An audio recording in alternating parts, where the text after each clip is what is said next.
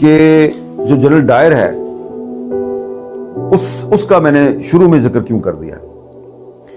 دیکھیں جنرل ڈائر نے جو 1916 میں بلوچستان میں کیا نا، تو اس کے انعام میں اس کو پروموشن ملی، اور پھر اس نے 1919 میں وہی کچھ اس نے جلیانوالہ باغ امرتسر میں بھی کیا. اور پھر جب وہ ریٹائر ہو کے واپس چلا گیا انگلینڈ، تو اس نے پھر ایک کتاب لکھی.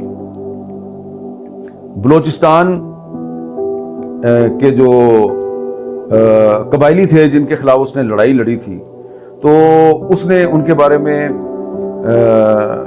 کتاب لکھی، جس کا پھر اردو ترجمہ کیا گل خان نصیر صاحب نے. یہ کتاب ہے جی، بلوچستان کے سرحدی چھاپہ مار. یہ جنرل ڈائر کی کتاب ہے، اس کا اردو ترجمہ ہے. میں نے کچھ عرصہ پہلے جب یہ کتاب پڑھی تو میرے تو رونگٹے کھڑے ہو گئے. آپ کوئی پتہ نہیں یہ کتاب مل جائے گی پڑھنے کے لیے یا نہیں مل جائے گی، لیکن آپ کو یہ پتہ ہونا چاہیے کہ یہ آج جو بلوچستان میں جس کو لوگ کہتے ہیں نا انسرجنسی ہے، یہ جو ہو رہا ہے، اس کی روٹس بڑی پرانی ہیں. 500-600 سال سے یہ سب سلسلہ چل رہا ہے، لیکن میں 1916 سے شروع کرتا ہوں. 1916 میں پتہ ہے کیا ہوا؟ پہلی جنگ عظیم جو ہے اس کے لیے برطانیہ کو ہندوستان سے فوجی بھرتی کرنے تھے، تو پورے ہندوستان سے فوجی بھرتی ہو رہے تھے. یہ جو بلوچستان میں کچھ علاقے تھے نا، مریوں کا علاقہ اور مینگلوں کا علاقہ، سنجرانیوں کا علاقہ، بگتیوں کا علاقہ، یہاں سے انہوں نے فوج میں بھرتی ہونے سے انکار کر دیا.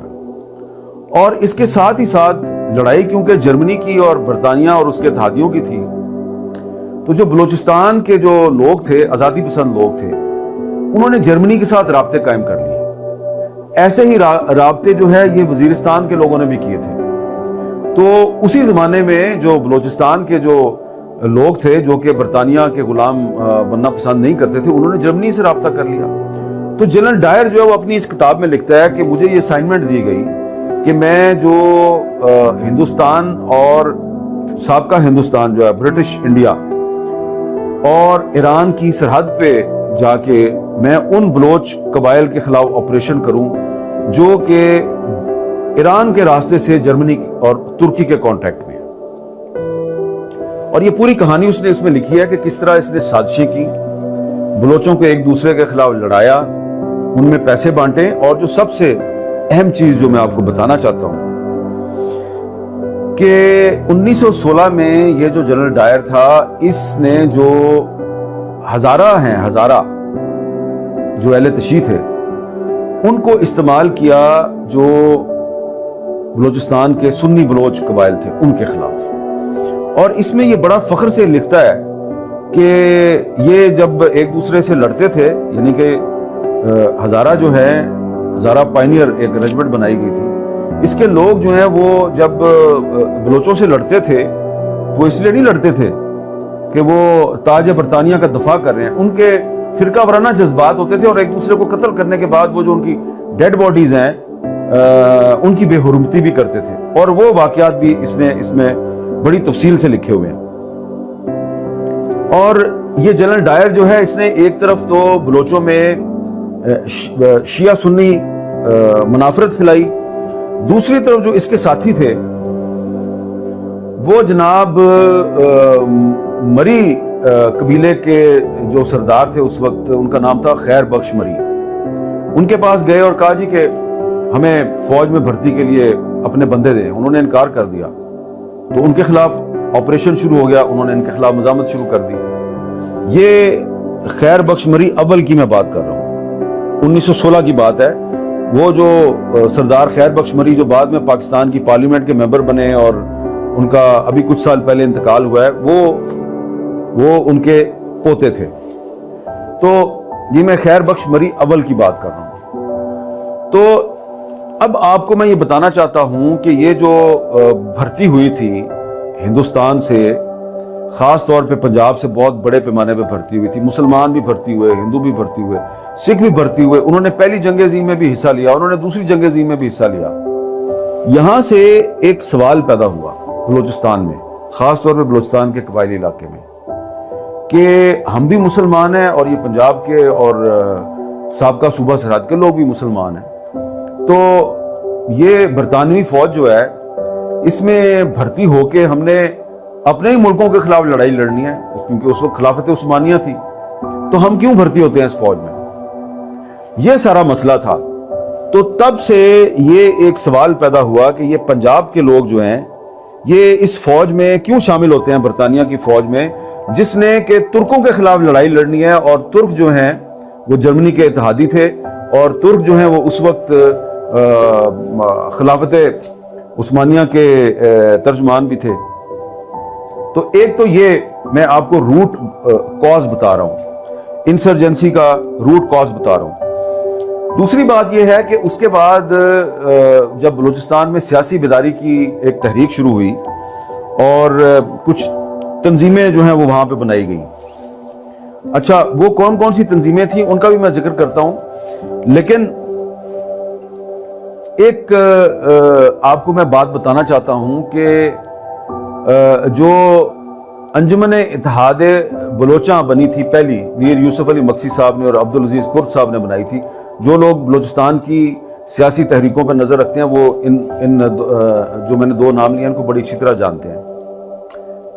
तो ये जो दोनों अफराद हैं, यूसुफ अली मक्सी साहब और अब्दुल अजीज कुर्द साहब, ये आपको पता है कि ये बलूचिस्तान के हकूक़ की आवाज़ कहाँ जाके बुलंद करते थे? लाहौर में। लाहौर के जो अखबारात थे, हमदर्द था, इनकलाब था, जिम्मेदार था, ये उन अखबारों में जाके लिखते थे और फिर इसकी इनको कीमत भी अदा करनी पड़ती थी। यूसुफ अली मक्सी साहब ने फरियाद बलूचिस्तान के नाम से एक आर्टिकल लिखा, तो उनको आए तो कलात रियासत जो है उसने गिरफ्तार कर लिया और जो शाही जिरगा उसने उनको सजा सुनाई। इसी तरह अब्दुल अजीज कुर्द साहब थे, उन्होंने लिखा लाहौर के अखबारों में, उनको गिरफ्तार कर लिया गया। अब्दुल समद खान अचकजई साहब जो कि बड़े एक मशहूर सियासतदान गुजरे हैं, वो जो हैं एक अखबार निकालते थे इस्तिकलाल, उसका भी डिक्लेरेशन उन्होंने लाहौर से जाके लिया था और वो इनके बड़े करीब थे, यूसुफ मक्सी साहब के और अब्दुल अजीज कुर्द साहब के। एक किताब है अल्लामा इकबाल और बलूचिस्तान, डॉक्टर इनामुल हक कौसर साहब की ये किताब है, बड़ी अहम किताब है। इस किताब में उन्होंने अब्दुल अजीज कुर्द साहब का एक पूरा आर्टिकल जो है वो रिप्रोड्यूस किया है और ये आर्टिकल जो है ये 30 मई 1938 को रोजनामा एहसान लाहौर में शाया हुआ था। और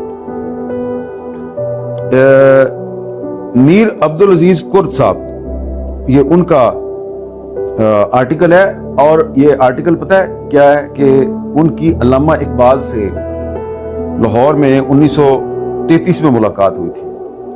1933 में उनकी अल्लामा इकबाल से मुलाकात हुई और उसमें उन्होंने जाके अल्लामा इकबाल को बलूचिस्तान के मसाइल बताए और उनको बताया जी कि बलूचिस्तान में क्या मसाइल हैं और वहाँ पे तरक्की की ज़रूरत है।